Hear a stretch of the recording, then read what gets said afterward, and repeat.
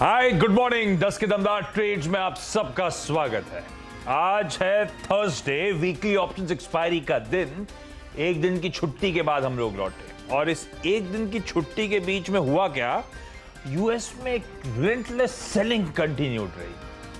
Tuesday को 1% डाउ गिरा, हम छुट्टी पे चले गए वेडनेसडे को। वेडनेसडे शाम को फिर डाउ 1% गिरा और आज सुबह भी फ्यूचर्स कमजोर।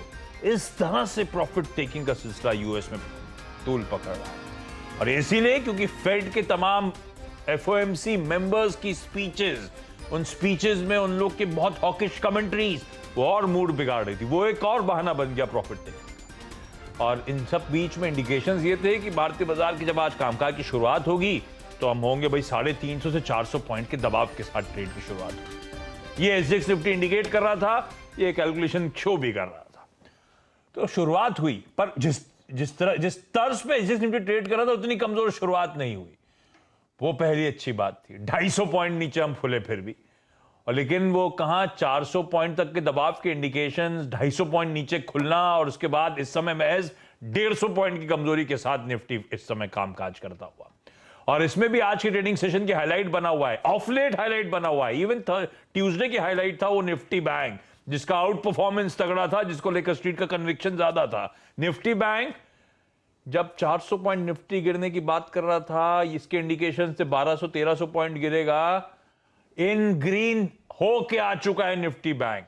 सारी रिकवरी स्क्रीन पे प्ले आउट हुई और इस समय भी महज 130-140 अंक का दबाव, मेयर 1/3% की कमजोरी के साथ निफ्टी बैंक कामकाज करता हो। इस तरह की रेजिलियंस है और इस रेजिलियंस के पीछे एक बड़ी वजह होगी शायद वो हम लोग जो सुबह से चर्चा कर रहे हैं, अगर आप लोगों ने मिस आउट करा, वीरू ने शायरी भी उसमें मेंशन कर रखा था, फुप्पा का सूटकेस लाना, वो गड्डियां लाना।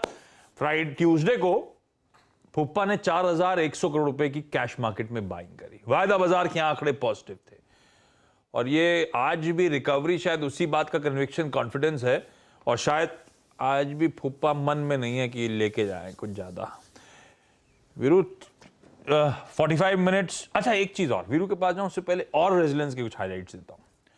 मिड कैप्स इन ग्रीन ट्रेड कर रहा है। स्मॉल कैप्स तो आज खुलते ही इन ग्रीन में नजर आए थे जब शुरुआत में 9:15 पे हम लोग स्क्रीन पे गए थे और ब्रेथ दिखाई है स्क्रीन पर 2:1 एडवांसेस के फेवर में। मतलब आई एम श्योर किसी ने सोचा, एक तो किसी ने नहीं सोचा था ट्यूसडे के अपटिक्स इतने सॉलिड, इतने शार्प होंगे। किसी ने कल रात में ये नहीं सोचा होगा जब 2 दिनों के क्यूज देख लिए थे कि इस तरह का रेजिलियंस फिर नजर आएगा। ये मार्केट गजब सरप्राइज कर रहा है सबको, इधर वे सरप्राइज कर रहा है, ऐसा नहीं कि एक ही तरफ, लेकिन इस समय रेजिलियंस हाईलाइट है। वीरू, हमने सुबह निफ्टी बैंक के आपने जो लेवल्स डिफाइन करे, जो चर्चा करी और निफ्टी बैंक के रेजिलियंस की जो बात करी थी, वो बढ़िया तरीके से एंजॉय करी। हमने मुनाफा भी, ध्यान रखिएगा, इसी 45 मिनट में हमने निफ्टी बैंक में बढ़िया ट्रेड का मुनाफा भी बांध लिया है। लेकिन वीरू, अब 45 मिनट डाउन द लाइन क्या व्यू बन रहा है मार्केट? आज एक्सपायरी का दिन है भाई। जी देखिए आशीष, 2 चीज़ें। इस सेशन को आपको सेशन को धड़ों में अप्रोच करना है। First session, mid session, last session, और थोड़ा सा एग्रेसिव होना पड़ेगा। सुबह हमारा निफ्टी बैंक पे बात ही क्या थी कि it's a sole indicator, core indicator और लीडिंग इंडिकेटर। क्या बात हुई थी कि 38,500 बेस है, ऑप्शन बेस है। क्या बात हुई थी कि लेना कब है? 38,810। मंगलवार को भी एग्जैक्टली 10:02 पर जब हमारा डिस्कशन हो रहा था आशीष, हमारा पॉइंट यही था, about 38,810, 10 day exponential moving average, ये मूव एग्रेसिव हो जाएगा। और आज देखिए, आपने फर्स्ट इंस्टेंस में ओपनिंग कहां देखी आशीष? आज का ओपन था 38,810। तो 10 डे ने अपनी भूमिका निभाई, उसने रिक्वायर्ड थ्रस्ट जनरेट किया। सुबह आपने प्रॉफिट ले लिया है तो अच्छी बात है। याद रखिएगा, सेकेंड मूव अब तभी आएगा, या फिर रिस्क लेने का मन तभी बनाइए जब बाइसेक्ट हो जाए वो 50 पॉइंट्स आशीष। 39,550, 39,600 अगर ये बाइसेक्ट हो जाए तो आप यकीन मानिए ये निफ्टी आपको 40,000 भी दिखाई देगा, Nifty Bank. So let's take Bank Nifty as a leading indicator और उसी को चेस कीजिएगा निफ्टी। और क्योंकि क्या ना आशीष, मेरा आपने देखा होगा पिछले 3-4 दिन से मैं क्या कर रहा हूं, trade long about call writers zone. सुबह 39,500 पे एक बड़ा कॉल राइटर खड़ा है। आज भी उसने सुबह सुबह ग्रिप लेने की कोशिश करी होगी। तो नेक्स्ट थ्रस्ट तभी आएगा जब आपका बैंक निफ्टी 39,500 पार कर जाएगा। अच्छा, रही बात निफ्टी की आशीष, निफ्टी थोड़ा सा फंस रहा है और इसको जो ट्रेजेक्ट्री है ना, आई मीन 17,660 680 की, वो थोड़ा सा परेशान कर रही है। जब तक रिलायंस, याद रखिएगा रिलायंस का फिर मैं जिक्र कर रहा हूँ, 2610 2620 की ट्रेजेक्ट्री को पार ना कर जाए, शायद निफ्टी को एडवांटेज वो ना मिले। सो निफ्टी पर नज़र तभी डालिएगा जब रिलायंस अपनी उस ट्रेजेक्ट्री को पार करे, बाइसेक्ट करे और उसके ऊपर ट्रेड करे। Otherwise focus on Nifty bank. Ashish, Nifty bank, ये रिलायंस की बात हुई, जरा निफ्टी की कंट्रीब्यूशन प्लेट एक बार दिखा दीजिएगा तो उससे क्लैरिटी आ जाएगी स्टॉक स्पेसिफिक हेवी वेट्स का बिहेवियर। रिलायंस थोड़ा सा प्रेशर में है, रिलायंस के साथ इन्फोसिस, टीसीएस, फिर वो प्रेशर कंटिन्यू होता हुआ। अब यूएस में भी प्रेशर नैस्डैक ने लीड किया, खैर वो अपनी जगह, इट्स नॉट अबाउट नैस्डैक। हमारे यहाँ थोड़ा सा आईटी को लेकर कन्विक्शन की कमी भी है। पिटे हुए स्टॉक्स हैं, फिर भी यहाँ पे हम कुछ मीनिंगफुल रिकवरी आती हुई नहीं देख रहे, तो कुछ कंसर्न्स कंटिन्यू होते हुए। एचडीएफसी ट्विंस दूसरी पॉकेट है जो दबाव बना रही है। एचडीएफसी बैंक स्क्रीन पर है, ये अगर बढ़ जाती कंट्रीब्यूशन प्लेट आगे तो इसके नीचे एचडीएफसी लिमिटेड आपको नजर आता। ये है दिक्कत वाले। इसमें आईसीआईसी बैंक जोड़ दीजिए, वो भी वेटेज के लिहाज से दिक्कत करता हुआ। ये कुछ हैवी वेट्स हैं जो इस समय प्रेशर बनाने का काम कर रहे हैं। लेकिन अब फ्लोर खोलिए, दोनों एक्सपोजर जुड़ चुके हैं, उनको दिखाइए। 10 के दमदार ट्रेड्स में अब हमारे साथ सेंट्रम ब्रोकिंग से नीलेश जैन साहब और लखनऊ से manasjaiswal.com के मानस जायसवाल जुड़ते हुए आप दोनों का स्वागत है। मानस, एक्सपायरी के लिए कुछ निफ्टी बैंक पर ट्रेड ले रहे हो क्या आज? अब देखिए, अभी भी थोड़ा इंतजार करेंगे। हालांकि बैंक निफ्टी काफी बेहतरीन लग रहा है और मेरे ख्याल से पहला जो बाय आएगा वो डेफिनेटली बैंक निफ्टी से आएगा। अगर ये 39,650 के ऊपर निकलेगा तब बिल्कुल यहाँ पर खरीदारी करेंगे। तो नजर में है, दोनों में पॉजिटिव मूव लगता है, लेकिन थोड़ा इंतजार करके ही खरीदारी करेंगे क्योंकि आज एक्सपायरी डे है। थोड़ा इंतजार करके 39,650 के ऊपर जब जाए तब खरीदारी करने का मन। नीलेश जी, सेंटर में आते होंगे लोग, आपके क्लाइंट्स, अरे नीलेश जी कोई हीरो जीरो ट्रेड है एक्सपायरी वाला आज आ रहा पार, पूछते तो होंगे, जवाब तो देते होंगे आप कुछ ना कुछ उनको। क्या जवाब दिया आज के लिए? बिल्कुल आशीष जी, सबसे पहले तो गुड मॉर्निंग सभी को। बिल्कुल देखिए, जो हमारा व्यू है वो अभी भी पॉजिटिव बना हुआ है। सबसे पहले मैं लेवल्स की बात करूं तो 17,800 के लेवल निफ्टी में हमें बहुत जल्द आते हुए देखने को मिलेंगे और आई वोंट बी सरप्राइज अगर हम आज की निफ्टी की क्लोजिंग पॉजिटिव देखें तो अगर इस रैली को लीड करना है तो बैंकिंग यहाँ से लीड करता हुआ नजर आएगा। देखिए, बैंकिंग में एक ट्रेड लिया जा सकता है as a hero zero trade जिसे हम कहते हैं। 39,500 के आसपास स्पॉट चल रहा है और 39,600 का जो कॉल ऑप्शन है वो लगभग 148 के आसपास चल रहा है। यहाँ पे देखिए जो मोमेंटम है वो यहाँ से कंटिन्यू होता हुआ नजर आएगा बैंक निफ्टी में। 39,600 650 के इमीडिएट लेवल हमें आज के सेशन में ही देखने को मिल सकते हैं। तो उसके चलते यहाँ पे 200 से लेके 250 तक का मूव बैंक निफ्टी का 39,600 का कॉल ऑप्शन दिखा सकता है। तो अगर इसे खरीदना है तो 130 से 150 ये एक जोन होगा। थोड़ा सा अगर डीप आता है तो 130 के आसपास एक अच्छी बाइंग बनती हुई नजर आएगी 39,600 की कॉल ऑप्शन में फॉर 200 एंड 250 दो टारगेट के लिए। और जो स्टॉप लॉस रखना होगा वो होगा 80 रुपीज का। ये है आपके लिए सबका निफ्टी बैंक को लेके कन्विक्शन। मानस कह रहे हैं 39,650 के ऊपर कन्विक्शन आएगा एक्सपायरी डेट में लॉन्ग करने के लिए। हीरो और जीरो ट्रेड के आप अपने रिस्क असेसमेंट जानते हैं, उस लिहाज से अगर कोई ट्रेड उठाना है हीरो जीरो एक्सपायरी के लिहाज से तो वो आपकी स्क्रीन पर है 39,600 का निफ्टी बैंक का कॉल। मैं आऊंगा आप लोग के 10 के दमदार ट्रेड्स के लिए, लेकिन इस बीच निपियन कैपिटल के को फाउंडर और managing partner Gautam Trivedi sir आपको आपकी स्क्रीन पे नजर आएंगे। Gautam sir hi, good morning. Good morning. मैं मार्केट में उससे पहले पता है ऐसी सवाल घूम रहा था दिमाग में, कल जब देखा आपका एडिशन है, आप आज जुड़ने वाले हो हमारे साथ। ये निपियन कैपिटल क्यों? निपियन कैपिटल क्या ऐसा है कि निपियन सी में वो रोड है एक मुंबई में, जैसे आप लोग ना जानते हो, तो निपियन सी रोड के आसपास है ऑफिस, इसीलिए निपियन कैपिटल? कोई और वजह थी? आपका सवाल एकदम सही है। नेपियन नाम हमने इसलिए वजह से चुना कि हम लोग नेपियन सी रोड पे रहते हैं और आज की तारीख में आप जो आरओसी में जाए, मैं आपकी बात कर रहा हूँ आशीष जी, मैं आपकी बात कर रहा हूँ, जो आप आरओसी में जाइए, हिंदू भगवान, Greek God, Roman God, Himalaya के कोई भी पीक को चुनो, हर एक नाम मतलब 30 या 40 या 50 साल पहले बुक हो चुका है, तो मतलब वो नाम अवेलेबल ही नहीं है। तो हमने मतलब इतने कम परम्यूटेशन कॉम्बिनेशन ट्राई किए, कुछ भी नहीं मिल रहा था। तो फिर घूम फिर के हमने बताया कि अमेरिका में और वेस्ट में जहाँ पे फंड मैनेजर रहते हैं, मोर ऑफन देन नॉट वो लोग अपनी रस्ते का नाम वो हेज फंड का या म्यूचुअल फंड का नाम रख देते हैं, नहीं तो कभी कभी खुद के फैमिली नेम को भी रख देते हैं। तो फॉर एग्जांपल आपको मालूम होगा फ्रैंकलिन टेम्पल्टन, तो सर जॉन टेम्पल्टन का जो सरनेम था वो हिसाब से टेम्पल्टन फंड्स हो चुके। तो हमको हमारा पर्सनल नाम तो नहीं लगाना था, हमने बोला चलो ठीक है कुछ नाम सोचते जो हिंदी और अंग्रेजी दोनों में जजे। फिर हमने थोड़ी मेहनत की और छानबीन की, तो मालूम पड़ा कि सर एवन नेपियन करके एक ब्रिटिश के गवर्नर थे, बॉम्बे स्टेट के गवर्नर थे जब ब्रिटिश यहाँ राज करते थे। बोला चलो ठीक है जो भी हो, लेकिन वो हिसाब से हमने नाम चुना है, तो हम लोग हमारे वहीं रहते हैं इसलिए नाम चुना। ऑफिस वैसे नरिमन पॉइंट में। वीरू ये अपन बच गए। ये गौतम सर तो नेपियन सी रोड पे रहते हैं, अपन जिन रोड पे रहते हैं उनके नाम से कंपनी खोलनी पड़ती तो लोग आते ही नहीं अपनी कंपनी में। तो ठीक है। अच्छा गौतम सर, मार्केट को लेके व्यू क्या बन रहा है भाई? बहुत अच्छे मूव्स, अब बहुत वोलेटिलिटी ऑफ लेट। अब इस वोलेटिलिटी के पीछे अनसर्टेनिटी होगी मेरे ख्याल से फेड एक्शन की, लेकिन इंडियन इक्विटीज इस बीच काफी रेजिलिएंट नजर आ रही हैं। इस रेजिलियंस का मतलब क्या? ये कि हम आउट परफॉर्म करेंगे, मूड सुधरेगा तो हमारा आउट परफॉर्मेंस और स्टार्क होगा, खरीद लूं जो भी गिरावट मिलती है या नहीं? देखिए इसमें दो बातें हैं। एक तो जब हम देखें इंडिया की वैल्यूएशन की, आज की तारीख में अपना जो मार्केट है निफ्टी 50 की मैं बात कर रहा हूं, तो करीबन 21-21 times PE, price to earnings की बात कर रहा हूं। FY नहीं, ये होगा कैलेंडर 23।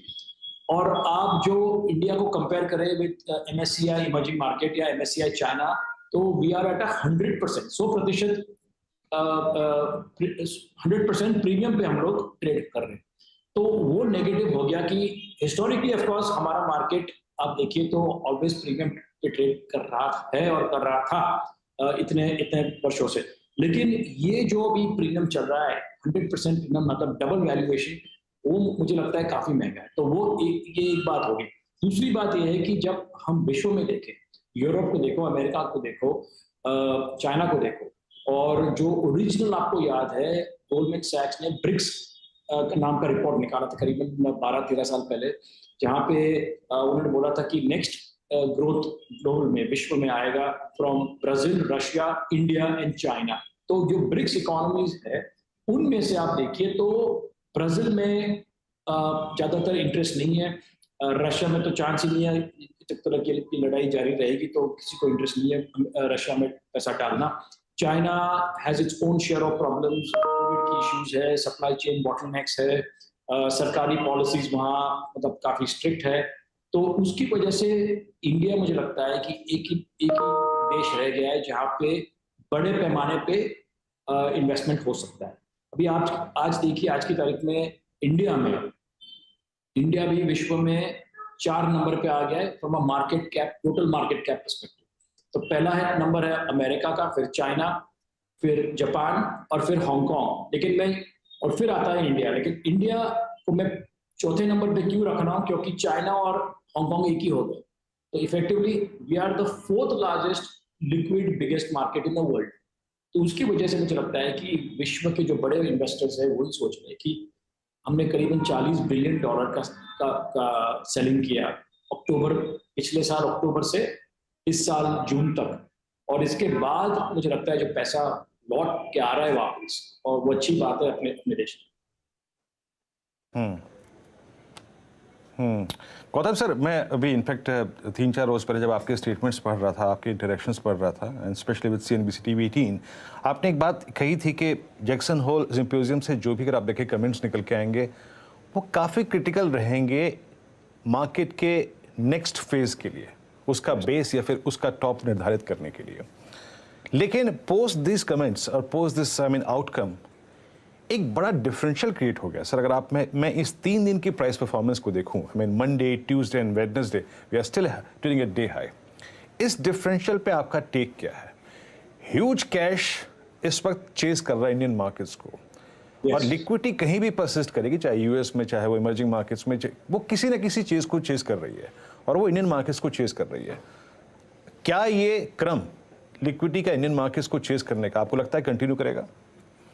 देखिए, जो चेयरमैन पावल ने पिछले शुक्रवार को जो बताया कि मतलब हमारी शुक्रवार, उनकी गुरुवार, हमारी शनिवार सॉरी, और उनकी शुक्रवार, और उन्होंने सीधा कहा है कि जब तक महंगाई, इन्फ्लेशन 2% पे नहीं आए, वो लोग लगातार रेट बढ़ाते रहेंगे। इसके काफी इफेक्ट्स आते हैं। एक तो ये बात है कि dollar will continue to strengthen, और जब तक डॉलर स्ट्रेंथन या डॉलर जोरदार रहेगा, तो अपनी करेंसी जो है, बाकी करेंसीज को छोड़ो, बाकी देशों को छोड़ो, मैं अपनी इंडिया की बात कर रहा हूँ, अपने देश की बात कर रहा हूँ, कि जब आप अपनी करेंसी की बात कर रहा हूँ कि जो 80 तक पहुंच गया था, शायद और भी गिर सके। इसके लिए आरबीआई को हमारे देश में इंटरेस्ट रेट्स बढ़ानी पड़ेगी, और जितनी इंटरेस्ट रेट्स वो लोग बढ़ाएंगे ताकि करेंसी और रुपये और ना गिरे, उसका इफेक्ट इंडिया में अपनी डोमेस्टिक डिमांड में, लोगों के ईएमआई में, और इसका इम्पैक्ट कंटिन्यूस आएगा अपने देश में। और उसकी वजह से मेरे को फिक्र है, डर है कि जब फेड और इंटरेस्ट रेट बढ़ाएगा, उसका इफेक्ट पूरे विश्व में आएगा और इंडिया में जरूर आएगा। हैविंग सेड दैट, जो इंटरेस्ट रेट्स यूएस में बढ़ती रहेगी और फेड बढ़ाते रहेंगे, तो एक बात एक नजरिया आप रखो कि उसकी वजह क्या है, क्यों कर रहे हैं। उनको डिमांड कर्व करना है, और जो डिमांड अमेरिका में कर्व हो गया, शायद ऑयल का हो, मेटल्स का हो, फूड ग्रेन्स का हो, मतलब चावल हो, गेहूं हो, तो उसका इम्पैक्ट इंडिया के लिए तो पॉजिटिव ही है। सो लोग, मुझे लगता है कि इन्वेस्टर्स जब इंक्रीमेंटली फॉरेन इन्वेस्टर्स इंडिया में इन्वेस्टमेंट कर रहे हैं, तो वो हिसाब से ही देख रहे हैं कि जो अमेरिका में रिसेशन जो आ गया और इकोनॉमी स्लो डाउन हो गई, तो पूरे विश्व में बड़ी इकोनॉमीज में number 1 beneficiaries India. Gautam sir, एक मिनट, निफ्टी बैंक दिखाइए स्क्रीन पे। इन ग्रीन 39,600 के ऊपर के टिक्स नजर आए थे, और ये मूव से जस्ट पहले हमने वो हीरो जीरो ट्रेड के तौर पे 39,500 का, 39,600 का मेरे ख्याल से कॉल, हाँ, वो 150 पे उठाया था। नीलेश जी, ये तो 200 के ऊपर होके आ रहा है ना, अभी रखे रहे ना? बिल्कुल आशीष जी, इसे होल्ड करके चलना चाहिए, एक हीरो ट्रेड साबित हो सकता है। मैं तो कहूंगा अभी तो मूव शुरुआत हुआ है, मूव में शुरुआत देखने को मिल रही है। एचडीएफसी बैंक लीड कर रहे हैं यहाँ पे, तो मेरा ये मानना है कि यहाँ पे 200 के जो पहले टारगेट थे वो तो अचीव हो चुके हैं। अपना ट्रेलिंग स्टॉप लॉस रिवाइज करके इसे 100 के आसपास का रख दीजिए, और ऊपरी स्तर पर 250 सेकंड टारगेट था, वो भी बहुत जल्द हमें देखने को मिलेगा। उसके बाद 300 तक का भी मूव हमें यहाँ पे देखने को मिलेगा। तो जिन्होंने हमें सुन के खरीदा है, उसे बिल्कुल होल्ड करके चलना चाहिए। 39,600 के ऊपर बढ़िया हीरो जीरो ट्रेड एक्सपायरी के लिए नीलेश जी की तरफ से, बहुत बढ़िया। और अभी भी होल्ड करना है, 200 के टारगेट पहला वाले अचीव हो गए, अभी तो और अप मूव्स देखने को मिलेंगे। वीरू, आप कुछ ऐड करना चाहते हो? नहीं आशीष, वही है, आई मीन जो बात मैंने कुछ देर पहले कही थी ना, 550 39,550 ये बाइसेक्ट हो तो जो नेक्स्ट लेवल है, मेंशन में सुबह मेंशन किया था आशीष, 39,940 39,740 ये ट्रेजेक्टरी भी आ सकती है। आपका कॉल राइटर का पूरा कन्विक्शन जोन बैंक निफ्टी ने पार कर लिया है आशीष। अब नेक्स्ट कॉल राइटर बैठा है सिर्फ 40,000 पे Ashish, on expiry day. Nifty bank का बढ़िया मूव। और वैसे गौतम सर के जो पोर्टफोलियो है उसमें बैंकिंग स्टॉक्स का वजन है तगड़ा। मेरे ख्याल से निप्पिन कैपिटल के पास ICICI bank, Axis bank, HDFC bank, Gautam sir, I am not mistaken, ये सब आपने रख रखे हैं। फाइनेंशियल्स, बैंक, इवन मेरे ख्याल से बजाज का भी कोई आम, बजाज फिनसर्व, बजाज फाइनेंस भी था आपके पोर्टफोलियो में। ये फाइनेंशियल्स ही चार्ज को लीड करेंगे, इसी पॉकेट से सबसे ज्यादा कन्विक्शन है क्या? वेटेज भी ज्यादा है क्या? देखिए, इसमें क्या है कि उसकी दो वजह है। एक तो पूरा बैंकिंग सिस्टम में जो सुधार आया है, वहाँ पे एनपीएल्स में काफी मतलब क्लीन अप हो चुका है। तो मुझे लगता है प्राइवेट सेक्टर की बात कर रहा हूँ, पीएसयूज में शायद अभी भी कुछ बहुत फटने बाकी है शायद, लेकिन मुझे लगता है कि जो बैंक के नाम आपने अभी दिए हैं, एक्सिस, HDFC, ICICI, हमें लगता है कि ये तीनों बैंकों में जो NPL का प्रॉब्लम था वो बड़े पैमाने में खत्म हो चुका है। नंबर 1। नंबर 2, तीनों बैंकों में कोई ना कोई बड़ा ट्रिगर है। अब ICICI बैंक को देखो कि उनका डिजिटाइजेशन पे फोकस है। HDFC और HDFC बैंक का जो मर्जर है उसमें हमें लगता है कि बड़ी बड़ी सिनर्जीज बाहर आएगी, और एक्सिस में भी सिग्निफिकेंट टर्न अराउंड हो रहा है। तो इन तीनों बैंकों में एक और खासियत ये बात है कि जब ये जो 40 बिलियन की जो मैंने पहले बात की, जो FI का सेलिंग आया अक्टूबर पिछले साल से, तो बड़े लिक्विड स्टॉक्स में मैक्सिमम सेलिंग आया, और ये तीनों बैंक में इंपैक्ट आया। करीबन 15 से 20% ये बैंक्स गिरी थी। तो इसकी वजह से हमें ये दोनों कारण की वजह से हमने ये बैंक्स खरीदे। अच्छा गौतम सर, आपके प्रेफर्ड स्टॉक्स, और अगर आप देखें क्रिप्टो स्टॉक्स की ट्रेजेक्टरी में, अगर मैं मीडिया स्पेस में देखूं तो जी भी शामिल था। अब जी को लेकर जो खबर आ रही है उसमें CCI ने, अगर आप देखें, कुछ ऑब्जेक्शंस और उठाए हैं इस डील को लेकर, इस मर्जर को लेकर। आप इसे कैसे रीड करते हैं, और क्या इस ऑब्जेक्शंस के बाद, इन पॉइंट्स के बाद आपका कॉन्फिडेंस थोड़ा सा कम हुआ है? आपका व्यू क्या होगा अपने ही स्टॉक पे इस खबर के बाद? देखिए, ये तो अभी जी और सोनी दोनों, मतलब आई एम श्योर CCI को जाके बताएंगे कि भाई ये मर्जर से ये सिनर्जीज जो आ रही है, और मर्जर से इतना कोई डोमिनेंस तो होने वाला नहीं है। दूसरे बड़े बड़े खिलाड़ी ऑलरेडी ये क्षेत्र में है, तो ऐसा नहीं है कि जी और सोनी के मर्जर के बाद कोई मतलब कंपटीशन रुक जाएगा। आप तो जानते ही है कौन से बड़े बड़े खिलाड़ी ऑलरेडी ये क्षेत्र में है। और मुझे लगता है कि आप जो मीडिया और एंटरटेनमेंट क्षेत्र में देखिए तो जी इज द बेस्ट, जो कल का लार्ज कैप था आज मिड कैप हो चुका है, और हमें लगता है कि ये वापस लार्ज कैप हो सकता है ये मर्जर के बाद। तो इसी की वजह से हमने ये शेयर खरीदा है, और मुझे लगता है मर्जर को शायद थोड़ा और टाइम और वक्त लगे, वो ठीक है। हम तो मतलब हमारा इन्वेस्टमेंट होराइजन 3 से 4 साल है, तो ये 6 महीने और लगे तो ठीक है, कोई बड़ी बात नहीं। थैंक यू सो मच जुड़ने के लिए, बढ़िया तरीके से अपने व्यूज शेयर करने के लिए। और इस बीच अब वो 10 के दमदार ट्रेड की कुछ दमदार स्टॉक पिकिंग कर ली जाए। मानस, आज के प्रेफर्ड पिक्स इस समय के?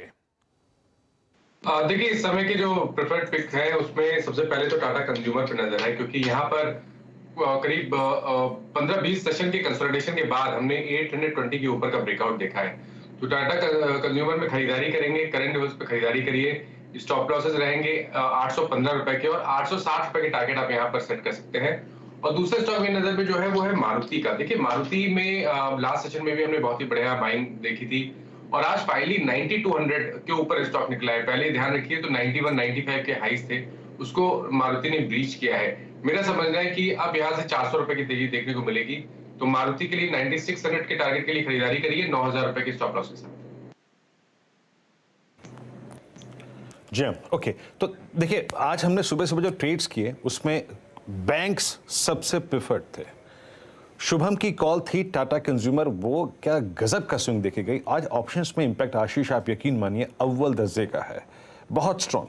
फिर हमने ट्रेड किया एशियन पेंट्स को, डे हाई, और एक बास्केट थी केमिकल डे हाई पे ट्रेड करती हुई। मानस आज सुबह से सारी केमिकल स्टॉक्स पे आवाज के, अगर आप देखें व्यूअर्स को हमने ट्रेड करवाया। SRF, then Tata chemical, look at Aarti industries now. Manas मैं एक बार डेटा दिखाऊं आपको मैं। आज आप जरा केमिकल्स का वाइडेशंस देखिए, और आरती इंडस्ट्रीज इसी बास्केट में आप समझ लीजिएगा कि अब इसमें OI ऐड होना शुरू हो गया है। 837 2 मई 2000 के बाद का सबसे highest cluster, about 200 day exponential average. Manas कोई टेक देंगे आप इस स्टॉक पे, या कोई ऑप्शन ट्रेड आपकी तरफ से? देखिए, बिल्कुल इसमें कोई डाउट नहीं कि यहाँ पर ट्रेंड बहुत पॉजिटिव बना हुआ है। करेक्शन देखने को मिला था, लेकिन लोअर लेवल पे 775 के आसपास स्टॉक ने बॉटम बनाया, और एक वी शेप रिकवरी में स्टॉक ने वापस 200 डे मूविंग एवरेज को रीगेन कर लिया है। मेरा समझना है कि अब आपको 890 तक के टारगेट सेट करने हैं। तो करंट लेवल से 50 रुपए का अपमूव देखने को मिल सकता है। करंट लेवल्स पे खरीदारी करने की राय रहेगी। 820 रुपए का स्टॉप लॉस लगाएं। मेरे ख्याल से इसमें ऑप्शन बहुत ज्यादा लिक्विड अच्छा ओके, 840 का कॉल ऑप्शन देखिए, यहाँ पर लिक्विडिटी है, 34 रुपए के आसपास ट्रेड हो रहा है। तो आरती इंडस्ट्रीज का 840 का कॉल ऑप्शन 34-35 रुपए पे खरीदिए, स्टॉप लॉस लगाइए 24 रुपए का और 55 से 60 रुपए के टारगेट सेट करिए। अच्छा, इस बीच पहले अब नीलेश जी वो हीरो जीरो ट्रेड तो बढ़िया रहा, स्टॉक स्पेसिफिक आइडियाज कौन से? हाँ बिल्कुल आशीष जी, देखिए खरीदारी पे ही फोकस है। सबसे पहले बैंकिंग स्पेस अच्छा लग रहा है, इसीलिए इसी स्पेस में से हमने चुना है इंडसइंड बैंक। इंडसइंड बैंक में बहुत ही बेहतरीन ब्रेकआउट पिछले 6 से 7 मैं कहूंगा 8 ट्रेडिंग सेशन से जो कंसोलिडेशन हो रहा था उसका ब्रेकआउट हमें यहाँ पे देखने को मिल रहा है। और साथ ही साथ यहाँ पे काफी अच्छा ओवर एडिशन भी हमें देखने को मिल रहा है। इसके चलते करंट लेवल पे इंडसइंड बैंक को खरीद के चलने की सलाह होगी। 1145 1150 तक के टारगेट को ध्यान में रख के चलना चाहिए। आज के डेज लो के आसपास का स्टॉप लॉस रखना होगा 1095 के नीचे का, और 1150 के टारगेट को ध्यान में रख के इंडसइंड बैंक में खरीदारी करने की सलाह होगी। साथ ही साथ देखिए केमिकल स्पेस का जिक्र हो रहा था, दीपक नाइट्रेट ये काउंटर हमारे रडार पे आया है। हालांकि एक इमीडिएट हर्डल जरूर है 200 एक्सपोनेंशियल मूविंग एवरेज का, जो कि लगभग 2007 के आसपास प्लेस है। करंटली काउंटर 2001 के आसपास चल रहा है। तो गोइंग फॉरवर्ड मैं ये अनुमान करके चल रहा हूँ कि यहाँ पे ये ब्रेकआउट हमें बहुत जल्द देखने को मिलेगा और ऊपरी स्तरों पर 2060 तक के टारगेट हमें यहाँ पे देखने को मिलेंगे। तो दीपक नाइट्रेट को खरीद के करंट लेवल पे खरीदारी करने की सलाह होगी 2000 के आसपास, और स्टॉप लॉस जो रखना होगा 1980 के आसपास का। कंज्यूमर मारुति मानस की तरफ से, और दीपक नाइट्राइट और इंडसइंड बैंक वो है नीलेश जी की तरफ से। और इंडसइंड बैंक हम उसका एक बढ़िया ट्रेड ऑलरेडी राइड कर रहे हैं। 1140 का कॉल था जो शुभम ने खुलने के बाद बाजार के वो क्विक सिंगल्स के तौर पे ऑलरेडी दे रखा है, तो हम उस ट्रेड को एंजॉय कर ही रहे हैं। और एक और कन्विक्शन आ गया उसी स्टॉक पर इंडसइंड बैंक पे नीलेश जी की तरफ से भी।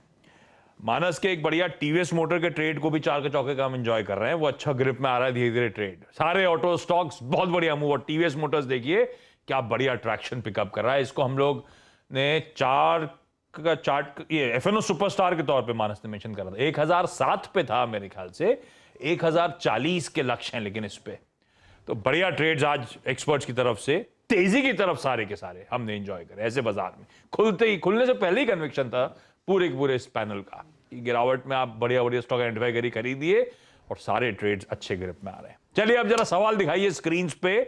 ये हमारे प्रोड्यूसर साहब को अंदर नहीं भेजेंगे डायरेक्टर साहब? क्या सवाल भेज दिए, वो अंदर नहीं दिख रहे, जवाब कौन देगा? गणपति उत्सव की शुरुआत कब और कैसे हुई थी? आप देंगे? बीरू देंगे? बीरू?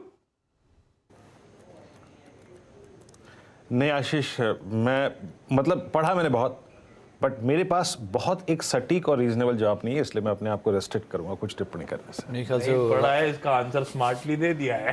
और रात बस ये मामला। वो वीकेंड पे आपको पता ही बिजी थे इस बारी, तो क्या, शायरी भी थी। वीकेंड नहीं, हाँ वो वेडनेसडे की एक छुट्टी। दिन के वीकेंड नहीं, ये सब वीकेंड में, और कमेंट्री में भी हम शुक्रवार करे जा रहे हैं। आदत पड़ जाती है, जैसी छुट्टी आती है ना सारा सिस्टम गड़बड़ा जाता है। अच्छा, इसका आंसर देता हूं। अब पता नहीं अब जितना ज्यादा आप डीप डाइव करोगे उतना कंफ्यूजन बढ़ता जाएगा। अब इसमें कहा जाता है कि ये सेलिब्रेशन गणेश चतुर्थी का, विनायक चतुर्थी का कहां होता है? महाराष्ट्र में। महाराष्ट्र के साथ यहां से नीचे उतर जाइए, हर जगह Goa, Karnataka, on the way सब जगह सेलिब्रेशंस प्रोफाउंड होते हैं इन एरिया। वैसे देश भर में गणेश चतुर्थी सेलिब्रेट होती है, लेकिन यहां पे ज्यादा होती है। इसका कहा जाता है कि शिवाजी के टाइम पर 18th सेंचुरी में पेशवास जो होते थे वो लॉर्ड गणेशा के, भगवान गणेश जी के फॉलोअर्स होते थे, और ये उस समय शायद पब्लिक गणेश सेलिब्रेशंस की शुरुआत हुई थी, और ये पुणे में हुई थी। पर फिर उसके बाद ब्रिटिश राज के समय में वो सेलिब्रेशंस रिस्ट्रिक्ट हो गए, सीज कर दिए गए, तो स्टेट वाइड फेस्टिवल्स बंद हो गए थे। फिर जनरली वो एक प्राइवेट अफेयर के तौर पे था। उसके बाद मच लेटर 1893 में, और ये हम सब ने सुना होगा, 1893 में वो जो सोशल रिफॉर्मर थे लोकमान्य तिलक, उन्होंने वो इसकी पॉपुलैरिटी रिस्टोर करी। लोकमान्य तिलक साहब की इमेज आपकी स्क्रीन पर आएगी। तब से फिर वो कम्युनिटी पार्टिसिपेशन के साथ गणेश फेस्टिवल को सेलिब्रेट करना शुरू करा गया। तो पॉपुलर नैरेटिव तो कहता है कि लोकमान्य तिलक साहब, लेकिन कई जगह एक्चुअली ये मेंशन्ड है कि सार्वजनिक गणेश आइडल पहली बार भाऊ साहब लक्ष्मण जवाले ने शुरुआत करी थी पुणे के बुधवार पेट में। उस समय वो अपने वाड़ा में सेलिब्रेशंस करते थे, लोगों को बुलाते थे और उसे कहा जाता था उसके एवज में स्ट्रैटेजाइज करा जाता था ब्रिटिशर्स से कैसे फाइट किया जाए, या फिर वो स्ट्रैटेजी मीट्स होती थी इसके एवज में। तो अब सुना बचपन से हमने लोकमान्य तिलक साहब का था, लेकिन ये अब ये कहा जा रहा है कि शिवाजी इस टाइम से इसकी सेलिब्रेशन, ये उनकी इमेज आपकी स्क्रीन पे भाऊ साहब लक्ष्मण जवाले की कहा जाता है इनके लिए। तो ये कंफ्यूजन था वीरू, तो इस कंफ्यूजन को दूर करने के लिए एक मदद लेनी पड़ी। हिस्ट्री रिसर्चर चिन्मय दामले साहब आपको आपकी स्क्रीन पे नजर आएंगे। चिन्मय साहब, ये कंफ्यूजन लॉजिकल है क्या? क्योंकि हमने तो सुना था लोकमान्य तिलक, अब वो कहा जा रहा है कि ऐसा नहीं था, उससे पहले से सेलिब्रेशंस थे। तो अगर सार्वजनिक गणेश उत्सव के सेलिब्रेशन की शुरुआत कब और कैसे हुई थी, उसका सही आंसर क्या होगा? सार्वजनिक गणेशोत्सव की जो शुरुआत हुई थी 1893 में, तो उसकी जो पहली मूर्ति स्थापन की थी वो भाऊ साहेब रंगारी, यानी भाऊ साहेब जावड़े उनका असली सरनेम था। ओके। लेकिन उनका बिजनेस जो था वो महंगी साड़ियों को डाई करना था, इसलिए उन्हें रंगारी कहा जाता था। तो भाऊ साहेब रंगारी, गणेश राव घोटवड़ेकर और नाना साहेब खाजगीवाले, ये तीन दोस्त थे। दे वर सपोर्टर्स ऑफ सशस्त्र क्रांति और दे वर स्टॉन्च नेशनलिस्ट, दे वर एंटी ब्रिटिश। और इन तीनों ने मिलके, नाना साहेब खाजगीवाले जो थे वो 1893 में ग्वालियर गए थे और महाराष्ट्र में ये छत्रपति शिवाजी महाराज के समय से ट्रेडिशन थी गणेश चतुर्थी का सेलिब्रेशन, जो पहले 1.25 महीना चलता था। श्रावण और भाद्रपद ये जो महीने हैं उसमें 1.25 महीना चलता था। और पुणे में भी 19th सेंचुरी में कुछ जो इंडियन सोल्जर्स थे वो सेलिब्रेट करते थे। शनिवारवाड़ा में पेशवा के टाइम में सेलिब्रेट होता था। उसके बाद कुछ सरदार मुजुमदार थे, सरदार आबा साहेब कीबे थे, उनके यहाँ बहुत जोरों शोरों से ये सेलिब्रेशन होता था। हजारों लोग वहां जाते थे। वैसे ही ग्वालियर, इंदौर, बड़ौदा में जो मराठा सरदार और किंग्स थे उनके यहाँ भी ये सेलिब्रेशन होता था। नाना साहेब खाजगीवाले जब ग्वालियर गए थे तो उन्होंने देखा वहां सेलिब्रेशन पुणे से ज्यादा जोर शोर से शुरू हो रहा है। तब वापस आकर एक मीटिंग हुई थी 1893 में। उस वक्त एक बैकग्राउंड भी ऐसा था कि देयर वर 2 फैक्शंस इन महाराष्ट्र। एक लिबरल मॉडरेट लीडर्स थे और दूसरे ऑर्थोडॉक्स लीडर्स थे। Okay. मॉडरेट लीडर्स जो थे वो महादेव गोविंद रानडे थे, गोपाल गणेश आगरकर, फिरोज शाह मेहता, जस्टिस वाच्छा, ये थे। और ऑर्थोडॉक्स लीडर्स जो थे उनमें लोकमान्य तिलक थे, भाऊ साहेब रंगारी थे। उस वक्त मिनिमम भाऊ साहब रंगारी, तो इसका सही आंसर हुआ भाऊ साहब रंगारी और उनके 2 फ्रेंड्स। हाँ, उन्होंने पहले किया था, लेकिन उन्होंने आगे लेने का काम जो किया वो लोकमान्य तिलक जी ने किया। हाँ। उसी साल उन्होंने केसरी में एक आर्टिकल लिखा था, उसमें उन्होंने जोर शोर से सार्वजनिक गणेशोत्सव की तारीफ बात करी थी। उसके बाद से तो फिर एक सोशल गैदरिंग के तौर पे वो सोशल गैदरिंग पे, और हाँ। तिलक जी ने उसे आगे बढ़ाया। बिल्कुल ठीक। तो यह आंसर देखिए, पॉपुलर नैरेटिव जो था इन्होंने मदद जरूर करी। शुरुआत हुई थी शिवाजी के पीरियड से वीरू, ये एक सही आंसर था। Sir thank you so much जुड़ने के लिए, कंफ्यूजन दूर करने के लिए। भाई साहब कल का सवाल है क्या? लाए क्या सवाल? हाँ, आज लेकर आया मैं। हाँ, क्या तो सवाल है देखिए, भाई? मेरा बहुत सीधा पैटर्न है, मैं टफ सवाल ना सुन पाता हूँ ना जवाब चाहता हूँ किसी। तो बहुत इजी सा एक सवाल आपकी स्क्रीन पर आएगा। कुछ गड़बड़ आने वाला वो शुरू से ही मेरा थोड़ा कमजोर रहा है कि टीचर जब टफ क्वेश्चन देता तो फ्यूज उड़ जाता है। तो ये 4 प्रोडक्ट आपको दिख रहे होंगे, थोड़ा बड़ी करिए बड़ा करिए, फुल स्क्रीन पे लाइए तो ज्यादा बेटर समझ में आएगा। पहला है टूथब्रश, दूसरा है बैटरीज शायद, तीसरा जो प्रोडक्ट था वो है पेन, और चौथा है बॉटल परफ्यूम का। हाँ। ये चारों प्रोडक्ट किस कंपनी से जुड़े हुए थे? ये कंपनी मैन्युफैक्चर करती थी ये चारों प्रोडक्ट, या काम करती थी इनमें? इनमें डील करती थी। ओहो, अभी में डील करती है, कुछ में तो डील करती भी है शायद, और कुछ में नहीं है। वीरू कुछ हिंट समझ में आ रहा है क्या भाई? ये इंडिया इंक लिस्टेड एंटिटी जो इन 4 प्रोडक्ट्स को बनाती थी, इनमें से कुछ प्रोडक्ट्स में आज भी डील करती होगी, हो सकता है। ये कौन सी कंपनी है वीरू? आंसर है क्या? बैटरी से तो एवरीडी याद आता है मुझे तो हमेशा। पता नहीं। कोलगेट, सुमित, हाँ, इस कंपनी के प्रमुख क्या पाकिस्तान से दिल्ली आए थे, मतलब बंटवारे के बाद? ऐसा तो नहीं नहीं? नहीं नहीं नहीं नहीं ये आप एक और क्लू छोड़ रहे हैं क्या? कोई दूर दूर तक ऐसा कोई लेना देना नहीं है उनका, वो ऐसा कुछ भी नहीं है। लेकिन ये चारों प्रोडक्ट अच्छा, बहुत मैं समझ इंपॉर्टेंट गया। है। और इंटरेस्टिंग बात ये है कि ये कुछ प्रोडक्ट हैं, हाँ। वो इसके अलावा 4 और उसमें प्रोडक्ट जोड़ सकता हूं मैं, इतनी लंबी सूची में थे। वीरू कह रहे हैं मैं समझ गया। कल इसका जवाब वीरू आपको देंगे, आप बताना वीरू को पीछे से। कल वीरू आपको इस सवाल का जवाब देंगे और नहीं मिल पाए हम लोगों को तो सुमित तो रहेंगे ही रहेंगे। बहुत आसान सवाल है, लिस्टेड कंपनी है। और चलिए भाई, ओवर टू यू। अब लेट हो रहा है मामला। हाँ, तो मतलब चलिए, खैर सवाल पे तो हम आगे अब कल बात करेंगे, लेकिन हाँ। अभी के लिए इंपॉर्टेंट क्या है कि दर्शकों के सवालों के जवाब लेने हैं और बहुत सारे सवाल आने भी शुरू हो गए हैं। 80 अंक नीचे निफ्टी है, निचले स्तरों से बढ़िया रिकवरी दिखा चुका है। करीब 200 अंकों की रिकवरी निफ्टी में आ चुकी है। मिड कैप स्मॉल कैप हरे निशान में पहुंच चुका है और निफ्टी बैंक के अंदर भी जोरदार रिकवरी, 90 अंकों की तेजी वहां पर भी देखने को मिल रही है। सर्वेंद्र हमारे साथ मौजूद होंगे जिनसे हम आपके सवालों के जवाब लेंगे, लेकिन सबसे पहले देख लेते हैं हेडलाइंस।